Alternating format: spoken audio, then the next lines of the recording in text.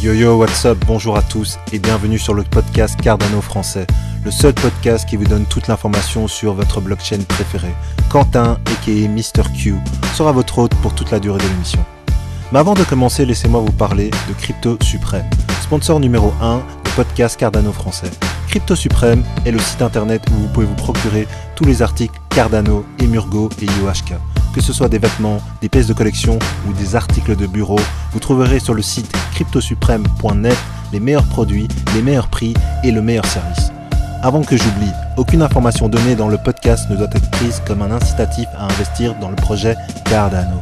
Il est toujours mieux de faire ses propres recherches avant d'investir dans n'importe quel placement financier. Bang bang, bonjour à tous et bienvenue sur le podcast Cardano français. Je suis très heureux de vous retrouver après quelques semaines d'absence. Tous les projets crypto étaient dans le vert dans les dernières semaines, à l'exception de quelques projets comme IOTA. Mais on commence à voir le fruit du travail réalisé pendant le bear market, que ce soit Bakkt, le Lightning Network, Shelly ou notre vieil ami Warren Buffett, il semble y avoir un vent de changement à Cryptoland. Je profite du momentum pour faire bouger les choses. J'ai rencontré dernièrement de brillants étudiants pour leur parler de la blockchain et j'ai donné une superbe conférence sur l'innovation de la blockchain en santé. Avec toutes ces activités, il est parfois difficile de suivre chacun des projets. Laissez-moi vous faire un rapide recap. Le projet Cardano fait évidemment partie des cryptos qui ont eu une belle ascension et tout a commencé à Davos où la fondation Cardano s'est fait beaucoup plus remarquer qu'IOHK et Emurgo. Ils ont décroché de solides partenariats avec l'université Harvard, Scan Trust, Finca et bien d'autres. Il faut préciser que la célèbre université était très intéressée à effectuer des travaux de recherche dans le cadre du projet Cardano. Donc ils ont présenté les différents sujets d'études et la fondation Cardano a accepté de financer la recherche, sachant que les résultats vont bénéficier au développement de la blockchain Cardano. Les autres partenariats sont tout aussi intéressants parce qu'ils vont apporter des solutions et de la visibilité pour Cardano. Que ce soit Finca avec les contrats intelligents, Gen2 avec des produits financiers basés sur EDA ou des applications pour la traçabilité et l'authenticité avec ScanTrust. La fondation Cardano a beaucoup travaillé durant cette semaine à Davos, mais Charles Hoskinson a bien défendu les couleurs du projet Cardano en donnant diverses conférences. Il a partagé son avis sur un panel par rapport au fait que la Suisse était l'un des premiers États crypto-friendly. Et il a mis KO le CEO d'Eternity. Et avec tout ça, je ne comprends pas pourquoi Charles Hoskinson n'a pas plus de visibilité et de crédibilité dans le monde des cryptos. Pendant que tout cela se passait à Davos, des millions d'EDA continuaient d'être stakés sur le Shelly Testnet. Nous avons atteint la barre des 1000 stake pools et le Shelly Testnet se stabilise de plus en plus, comme nous l'a partagé Malik. Les opérateurs de stake pool étaient doublement heureux parce que toutes les personnes qui utilisaient Daedalus pour déléguer leur EDA n'ont pas pu changer de stake pool pendant plusieurs semaines. IOHK a fait une petite mise à jour du wallet Daedalus. Il y a également une procédure à suivre pour récupérer votre wallet sur le testnet et elle sera dans la description. Mais si vous avez écouté mon vidéo sur comment bien sélectionner un stake pool, vous devriez ne pas être inquiet. Je fais 100% confiance aux opérateurs à qui j'ai délégué des EDA et Yoroi reste définitivement le wallet numéro 1 pour Cardano. Il fonctionne à merveille et c'est un peu normal. Emurgo ne doit s'occuper que du wallet, contrairement à IOHK qui doit gérer Daedalus, le Shelly Testnet, le hard fork et le mainnet. Mais parlons un petit peu du hard fork. Je pense que c'est important de clarifier le tout parce que le mot hard fork a une connotation négative à Cryptoland. Les hard forks peuvent arriver suite à un conflit dans la même communauté comme Bitcoin, Bitcoin Cash ou Ethereum et Ethereum classique. Mais il peut également y avoir des hard forks pour créer sa propre crypto-monnaie. Dash est un hard fork de Bitcoin, tout comme Bitcoin Gold, Bitcoin Diamond et Bitcoin SV. Tout le monde veut avoir sa propre version de Bitcoin, mais à la fin de la journée, il n'y a qu'un seul Bitcoin, qu'un seul Ethereum, et heureusement, le projet Cardano a la chance de profiter des erreurs entre guillemets de Bitcoin et Ethereum pour mieux gérer les conflits. Donc, à la base, un fork est une mise à jour du consensus. Il existe des soft forks et des hard forks. La différence est tout simplement le genre de mise à jour qui est faite sur la blockchain.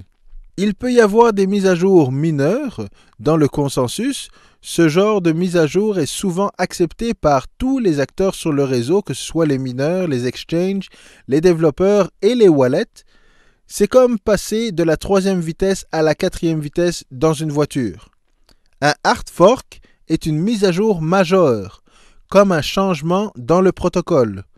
Passer du protocole Proof of Work au Proof of Stake est une mise à jour majeure. C'est comme de changer le moteur d'une voiture qui roule à 220 km/h.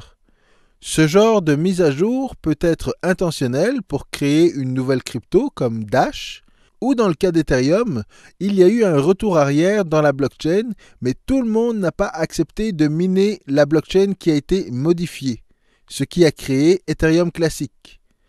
Pour Cardano, nous sommes dans un autre contexte.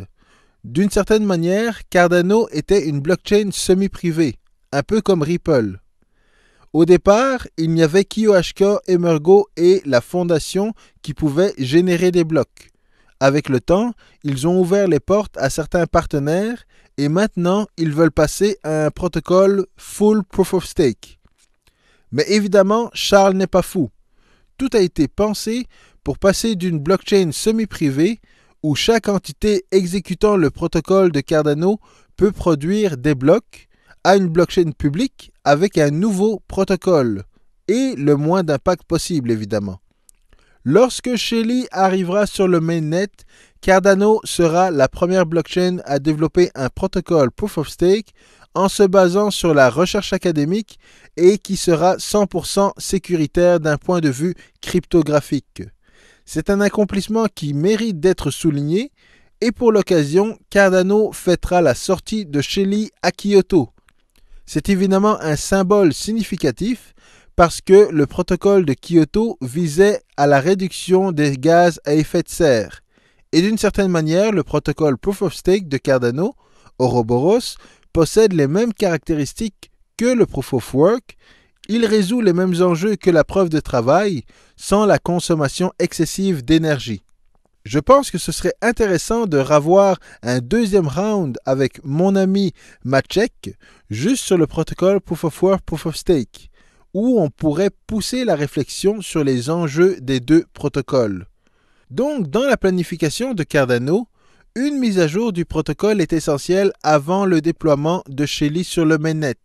C'est la raison pour laquelle un hard fork est nécessaire pour franchir les étapes tranquillement. OBFT veut dire Ouroboros Byzantine Full Tolerance. Sans entrer dans les détails, il faut que le réseau soit d'accord à 66% avant d'officialiser un nouveau bloc sur la blockchain. La blockchain NEO utilise ce protocole. Pour Bitcoin, à partir du moment où 51% des mineurs acceptent le nouveau bloc, on peut officialiser ce nouveau bloc sur la blockchain. C'est un résumé simpliste et je vous invite à faire plus de recherches si vous êtes intéressé. Je vais quand même vous laisser des articles sur le protocole BFT dans la description. Alors, ce qu'il faut savoir, c'est que les protocoles blockchain sont extrêmement complexes et ils font l'objet de discussions très profondes sur la sécurité, sur l'algorithme d'encryption, la théorie des jeux, la performance et bien d'autres sujets. Ce que je veux vous expliquer, c'est que Cardano doit passer différentes étapes avant le déploiement de Shelly, qui représente une blockchain publique, un protocole Proof of Stake et 100% de décentralisation. Mais avant de courir, il faut marcher, trottiner, et à la fin de l'année, Cardano sera aussi rapide qu'Usain Bolt. Donc le hard fork, c'est aujourd'hui, jeudi 20 février. La communauté n'a rien à faire dans ce hard fork. Tout va continuer de fonctionner comme prévu Alors avant de terminer, laissez-moi vous rappeler de smasher le bouton like, de vous abonner à la chaîne YouTube et de partager l'épisode avec toutes les personnes qui voudraient apprendre ce que c'est un hard fork. On continue la conversation sur le groupe Telegram Cardano France et Cardano Québec. Et moi, je vous dis à très bientôt. Peace.